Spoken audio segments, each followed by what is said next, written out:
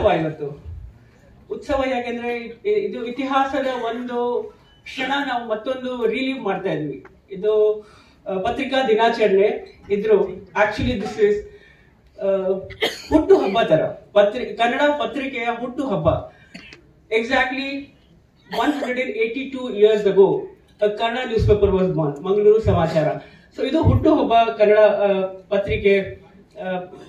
So ನಾವು ಒಂದು birthday celebration ಮಾಡ್ತಾ ಇದ್ವಿ, ಕನ್ನಡ ಪತ್ರಿಕೆಯ ಬರ್ಡೇ ಸೆಲೆಬ್ರೇಷನ್ ಮಾಡ್ತಾ ಇದ್ವಿ. ನಮ್ಮ ಕನ್ನಡ ಪತ್ರಿಕೆ 182 years ಇದ್ರೂ ಸ್ಟಿಲ್ ವಿ ಆರ್ ಯಂಗ್.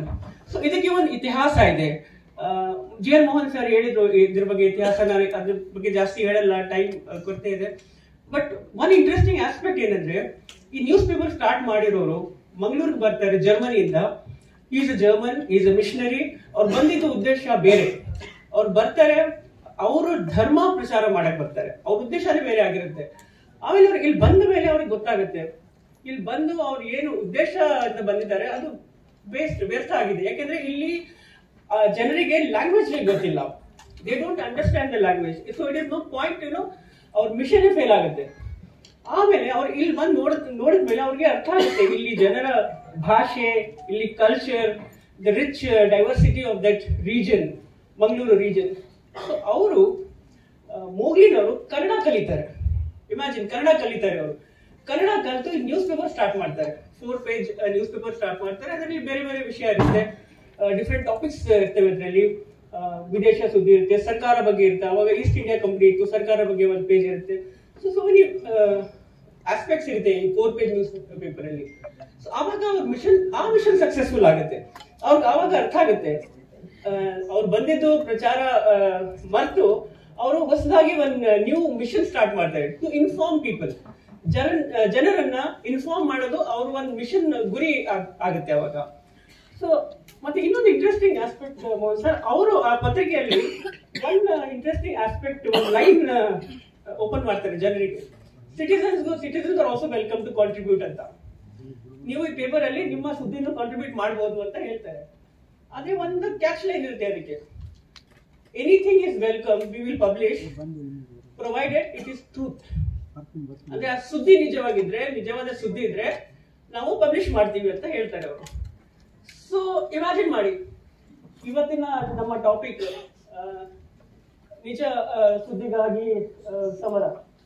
ಈ ಟಾಪಿಕ್ ಅವಾಗ foundation, the foundation has been laid 1843. So ನಾವು ಆ ಕಾಲದಿಂದ 182 years ಲೇಟರ್ ನಾವು ಇನ್ನೂ ನಿಜವಾಗ ಸುದ್ದಿಗಾಗಿ ಸಮರ ಮಾಡ್ತಿದೀವಿ ಅಂದ್ರೆ, it is truly time to introspect. It is truly a time where we need to think. But ಆದರೆ ಕನ್ನಡ ಪತ್ರಿಕೋದ್ಯಮದ ಇತಿಹಾಸ ಇಂಟ್ರೆಸ್ಟಿಂಗ್ ಇದೆ. ಎಲ್ಲೆಲ್ಲೂ ಕನ್ನಡಿಗರು ಇದ್ದಾರೆ, ಎಲ್ಲೆಲ್ಲೂ ಕನ್ನಡ ಭಾಷೆ ಇದೆ, ಅಲ್ಲಿ ಕನ್ನಡ ಪತ್ರಿಕೆ ಬೆಳೆದಿದೆ. Be it Mumbai, be it Delhi, Kasaragod, ಮತ್ತೆ Chhattisgarh is Hindi heartland. ಅಲ್ಲಿ ಕನ್ನಡ ಪೇಪರ್ಸ್ ಇದೆ. ದುಬೈ, ಅಮೆರಿಕಾ. ಸೊ ಎಲ್ಲೆಲ್ಲಿ ಕನ್ನಡ ಇದೆ, ಎಲ್ಲೆಲ್ಲಿ ಕನ್ನಡ ಮಾತಾಡೋರಿದ್ದಾರೆ, ಕನ್ನಡಿಗರಿದ್ದಾರೆ, ಅಲ್ಲಿ ಕನ್ನಡ ಪತ್ರಿಕೆ ಬೆಳೆದಿದೆ.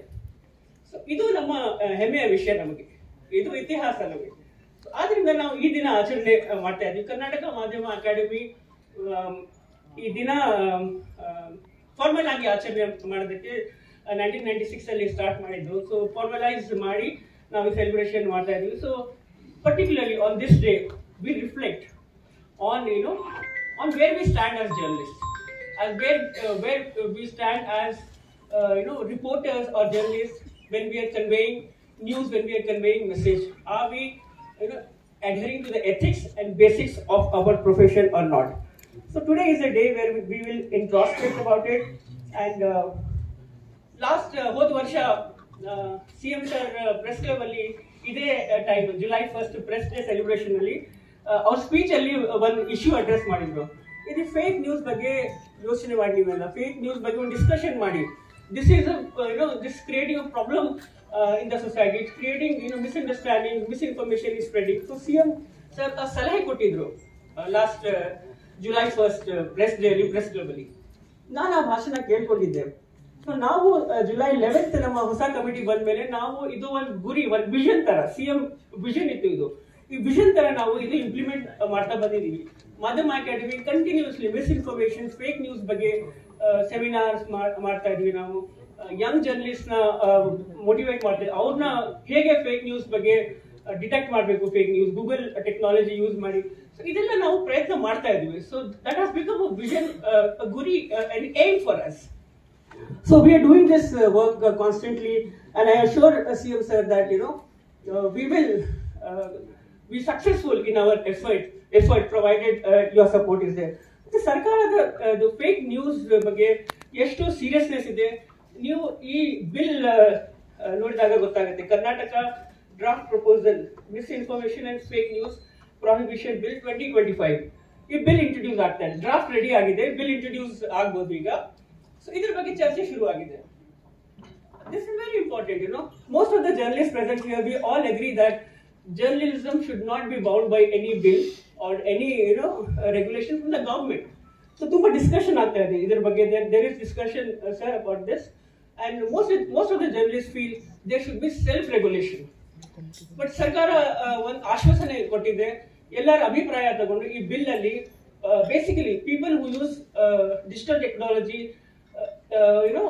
irresponsibly ಅವ್ರಿಗೆ ಶಿಕ್ಷೆ ಕೊಡಬೇಕು ಅಂತ ಒಂದು ಬಿಲ್ ರೆಡಿ ಆಗಿದೆ. ಆ ಡ್ರಾಫ್ಟ್ ಡಿಸ್ಕಷನ್ ಆಗ್ತಾ ಇದೆ. So we hope to see that bill when it comes to the house, when it comes to the assembly, ಇದ್ರ ಬಗ್ಗೆ ಮೋರ್ ಡಿಸ್ಕಷನ್ ಆಗುತ್ತೆ. ಇದ್ರ ಬಗ್ಗೆ ಯಾವ ತರ ನಮಗೆ ನಮ್ಮ ಪ್ರೊಫೆಷನ್ ಅಲ್ಲಿ ಬ್ಲಾಕ್ ಶೀಪ್, ನಮ್ಮ ಪ್ರೊಫೆಷನ್ ನಾವು ರೀಕ್ಲೇಮ್ ಮಾಡಬೇಕಾಗಿದೆ. ಈ ರೀಕ್ಲೇಮ್ ಮಾಡೋದಕ್ಕೆ ನಮ್ಮ ಪ್ರೊಫೆಷನ್ ಹೇಗೆ ಕ್ಲೀನ್ ಅಪ್ ಮಾಡಬೇಕು. ಸೊ ಈ ತರ ಬಿಲ್ಸ್ ಬಂದ್ರೆ probably we will be able to face this. But yes, as all the journalists believe, we all believe in self-regulation. But the government is here to help us fight this, to help us weed out black sheep from our profession. So sir, I will not take much time, and we have distinguished speakers, P. Sainath sir, who will talk about the battle for factual reporting. Are we fighting a battle? Yes, it is a battle. We are fighting a battle for factual reporting. We are fighting a battle against misinformation. The recent India-Pakistan war has really exposed the lacunae in the media. One of the MPs was telling me, the MP was the delegation of the central government, and he was telling me when he visited other countries, or ಬೇರೆ ದೇಶಕ್ಕೆ ಒಂದು delegation ಹೋಗಿತ್ತಲ್ಲ explain ಮಾಡಕ್ಕೆ, ಆವಾಗ first complaint ಬಂದಿದ್ದು Indian media ಬಗ್ಗೆ. How Indian media behave irresponsibly. So ಇದೆಲ್ಲ feedback ಸಿಗ್ತಾ ಇದೆ ನಮ್ಗೆ, ಇದೆಲ್ಲ ಫೀಡ್ಬ್ಯಾಕ್ ಬರ್ತಾ ಇದೆ. So we need to introspect. So ಈ ತರ ದಿನ ಇದ್ರೆ ನಾವು ಕೂತ್ಕೊಂಡು ಇದ್ರ ಬಗ್ಗೆ ಇಂಟ್ರಾಸ್ಪೆಕ್ಷನ್ ಮಾಡ್ಬೋದು, ಇದ್ರ ಬಗ್ಗೆ ಏನ್ ಸೊಲ್ಯೂಷನ್ ಇದೆ ಅದನ್ನ ನೋಡ್ಬೋದು ಅಂತ. ಅದಕ್ಕೆ ಈ ತರ ದಿನ ನಾವೆಲ್ಲ ಸೇರಿ ಆಚರಣೆ ಮಾಡ್ತಾ ಇದ್ವಿ. So that we all get together and think about the solutions to this.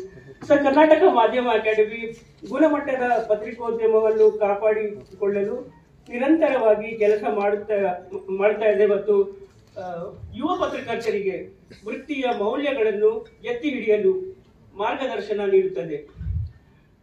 ನಮ್ಮ ಈ ಪ್ರಯಾಸದಲ್ಲಿ ನಿಮ್ಮ ಬೆಂಬಲ ನಮಗೆ ಬೇಕು, ನಿಮ್ಮ ಕಾನ್ಸ್ಟೆಂಟ್ ಸಪೋರ್ಟ್ ನಮಗೆ ಬೇಕು. You have already supported us with good budget provisions.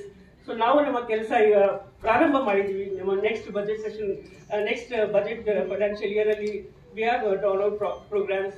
So ನಿಮ್ಮ ಸಪೋರ್ಟ್ ಇಂದ ನಾವು ಮಾಧ್ಯಮವನ್ನು ಸಬಲೀಕರಣಗೊಳಿಸುವಲ್ಲಿ ಮತ್ತು ನಮ್ಮ ಮೀಡಿಯಾ ಅಕಾಡೆಮಿಯನ್ನು ಇನ್ನೂ ಉನ್ನತ ಮಟ್ಟಕ್ಕೆ ಕೊಂಡೊಯ್ಯುವಲ್ಲಿ ನಿಮ್ಮ ಮಾರ್ಗದರ್ಶನ ಮತ್ತು ಬೆಂಬಲ ಸಿಕ್ಕಿದೆ. ನಾವು ಇನ್ನೂ ಬೆಟರ್ ಪರ್ಫಾರ್ಮ್ ಮಾಡಬಹುದು. ನಿರಂತರ ಸುದ್ದಿ ಹಾಗೂ ಮಾಹಿತಿಗಾಗಿ ನಮ್ಮ ಚಾನೆಲ್ ಲೈಕ್ ಮಾಡಿ ಮತ್ತು ಸಬ್ಸ್ಕ್ರೈಬ್ ಮಾಡಿ.